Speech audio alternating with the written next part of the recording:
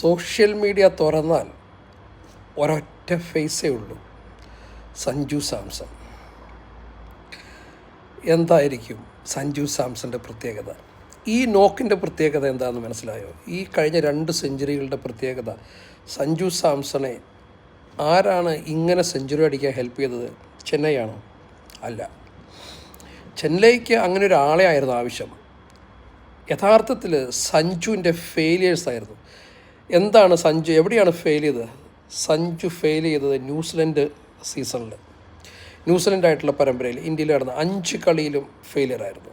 കേവലം 30-40 റൺസിൻ്റെ അകത്ത് 5 കളിയിൽ നിന്നെടുത്ത്. അതിനുശേഷം വേൾഡ് കപ്പിൽ പുറത്തിരുന്നു. അതിനുശേഷം വേൾഡ് കപ്പിൽ 5 കളികൾ അസാമാന്യ പെർഫോമൻസ്. അപ്പോൾ ഇങ്ങനെ ആണ് വന്നത്. അതിന് മുമ്പ് ഒരു ടൂർണമെൻറ്റ് നടന്നിരുന്നു, ഏഷ്യ കപ്പ്.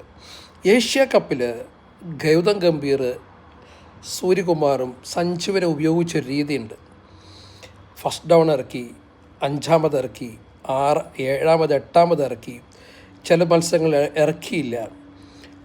അപ്പോൾ ഇന്നലത്തെ കളിയുടെ പ്രത്യേകത, ഇന്നലത്തെ കളിയിൽ ഓപ്പണിങ്ങിൽ തുടങ്ങിയിട്ട് മിഡിൽ ഓർഡർ ബാറ്റ്സ്മാൻമാരുടെ കൂടെ ബാറ്റ് ചെയ്ത് ആ ഒരു കാറ്റഗറിയിലും അവനത് പെർഫോം ചെയ്യുന്നു. അത് കഴിഞ്ഞ് ഫിനിഷറുടെ റോളിൽ ലാസ്റ്റ് ഫിനിഷിങ് ചെയ്യുന്നു. ഇതിനുള്ളൊരു സാഹചര്യം ഒരുങ്ങിയത് ഈ കഴിഞ്ഞ വർഷങ്ങളിൽ അവന് കിട്ടിയ എക്സ്പീരിയൻസാണ്. അവൻ്റെ കംപ്ലീറ്റ് അപ്രോച്ച് മാറി, ക്രിക്കറ്റിനോടുള്ള അപ്രോച്ച് മാറി, ക്രിക്കറ്റിനെ എങ്ങനെ കാണണം, ഒരു കളിയോടുള്ള അപ്രോച്ച് മാറി. ഇതിൻ്റെ റിസൾട്ടാണ് ഈ കഴിഞ്ഞ 2 സെഞ്ചുറികൾ, IPLലുള്ള സെഞ്ചുറികൾ. കാരണം സഞ്ജു നേരത്തെ കളിച്ചുകൊണ്ടിരുന്ന 6 അടിക്കുക എന്നുള്ള ഒരു ഒറ്റ ലക്ഷ്യമുള്ളൂ. റൺ റേറ്റ് കയറ്റുക, മാക്സിമം റൺസ് 6 അടിച്ച് മാക്സിമം റൺസ്, ബോൾ കുറച്ച് റൺസ് എടുക്കുക, ഇതായിരുന്നു. അതിനുശേഷം ഒരു ആങ്കറിങ് റോളും കൂടി പുള്ളിയിലേക്ക് വരുന്നു. അതിനുശേഷം അടുത്തത് ഫിനിഷർ റോളിലേക്ക് വരുന്നു.